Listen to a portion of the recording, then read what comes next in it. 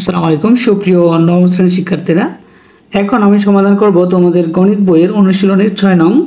তো বলা আছে নিচের গণসংখ্যা নিবেশন সারণীর গাণিতিক গড় ব্যবধান 33.2। আসলে এখানে হবে গাণিতিক গড় 33.2। বলছে গাণিতিক গড় নির্ণয় করে পি এর মান নির্ণয় করো। এখানে কিন্তু আমাদের যে গণসংখ্যা সারণীর যে পি এর মানটা কিন্তু আমাদের জানা নাই। তো এখানে পি এর মান আমাকে কি করতে হবে, নির্ণয় করতে হবে। কি করে? গাণিতিক গড় নির্ণয় করে। তো প্রথমে আমাদের যেটা দরকার সেটা হচ্ছে গাণিতিক গড় নির্ণয় করতে হবে। তো দেখো যে এখানে দেওয়া আছে গাণিতিক গড় হচ্ছে 33.2। তো গাণিতিক গড় নির্ণয়ের জন্য আমরা যে সারণী এটা আমরা তৈরি করলাম। তো প্রথমে আমরা লিখলাম শ্রেণী ব্যক্তি, এরপর হচ্ছে শ্রেণীর মধ্যবিন্দু।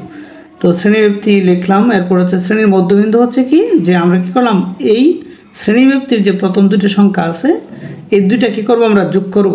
যোগ করে যোগফলটাকে 2 দ্বারা ভাগ করলে আমরা মধ্যবিন্দু পাবো। ঠিক তদ্রুপ আমরা যদি এই দুইটার মধ্যবিন্দু নির্ণয় করতে চাই, এই দুইটা যোগ করব, যোগ করে যোগফলটাকে 2 দ্বারা ভাগ করলে আমরা 15 পাবো।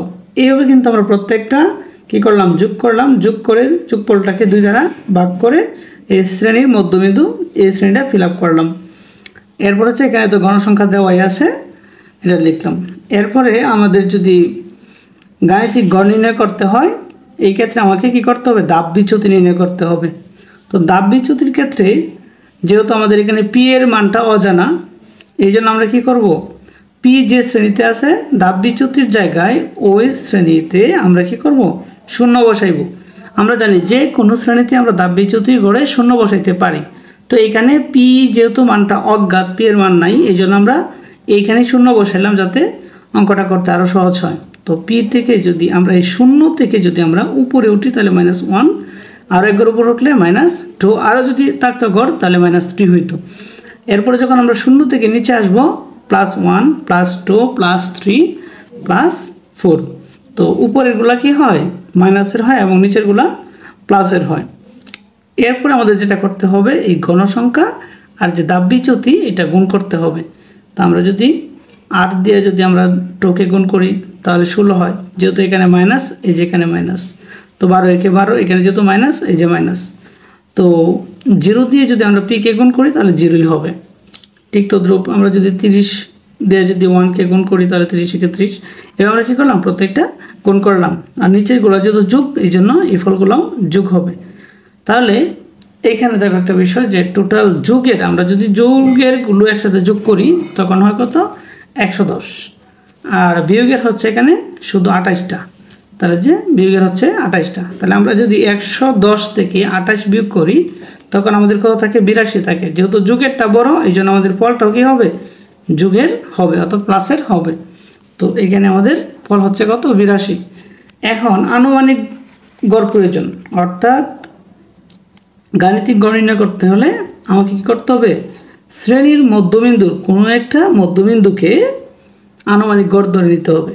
তো আমরা কোনটাকে আনুমানিক গড় দেবো, যেখানে ধাপ বিচ্যুতির যে গড়ে আমরা 0 ধরেছি ওই শ্রেণীর মধ্যবিন্দুটাকে আমরা আনুমানিক গড় ধরে নিব।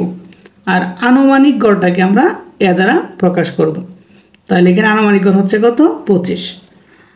এখন দেখো এখানে টোটাল গণসংখ্যা যদি আমরা একসাথে যোগ করি তখন পি বাদে সবগুলো যোগফল হচ্ছে কত, 80।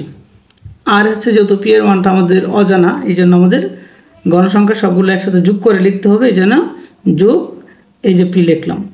এখন আমরা কি করব, গাণিতিক গড়ের সূত্র লিখব। গাণিতিক গড়ের সূত্র হচ্ছে x bar equal to f plus summation fi/n into h। তো এখানে এর মান হচ্ছে কত, 25, যেটা হচ্ছে আনুমানিক গড় আমরা ধরে নিলাম। এখানে প্লাস, এখানে প্লাস। fi এর মান হচ্ছে কত, 82, এই যে আমরা এখানে 82 লিখলাম। n টোটাল গণসংখ্যা হচ্ছে 80 প্লাস পি, এই যে লিখলাম 80 প্লাস পি। আর এখানে হচ্ছে h হচ্ছে শ্রেণী ব্যক্তি, কারণ এখানে 0 থেকে 10-এর মধ্যে সংখ্যা আছে কয়টি, 10টি। তো শ্রেণী ব্যক্তি হচ্ছে কত, 10। এরপর আমরা যে কাজটা করছি সেটা হচ্ছে এই 82 দিয়ে 10কে গুণ করলাম, তাহলে কত হলো, 820।